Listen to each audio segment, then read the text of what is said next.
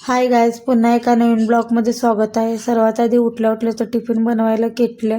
Tiffin वगैरे बनवला तर अर्धा निम्मं काम झालेलं होतं. थोडी भाजी कच्ची होती, मग भाजी बारीक गॅसवर ठेवलं.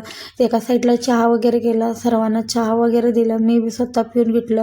मग किचनमध्ये आले, टिफिन वगैरे बांधायचं होतं. म्हटलं भराभरा टिफिन वगैरे बांधून घेतलं, कारण का नंतर गडबड नको. सर्वात मोठं टास्क म्हटलं तर लाडूला उठवण्याचं असतं. कधी बी लाडू लवकर उठत नाही, किती जर प्रयत्न केला तर उठत नाही.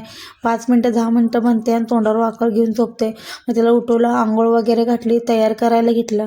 डोळ्यात त्याच्या भरपूर झोप होती. सकाळी उठायचंच होत नव्हतं, कारण का रात्री किती जर लवकर यांना प्रयत्न केला ना पोरांना झोपायचं, ते पोरं रात्रीचं झोपत नाही. उलट यांना रात्री मज्जा येते खेळण्यामध्ये.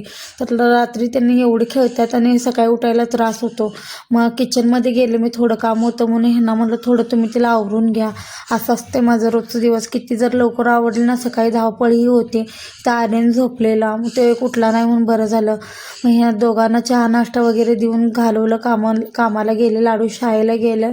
बाहेर अंगणमध्ये ताई पाणी मारत होती, मग त्यांच्याकडून पाईप घेऊन मी पाणी मारायला चालू केलं.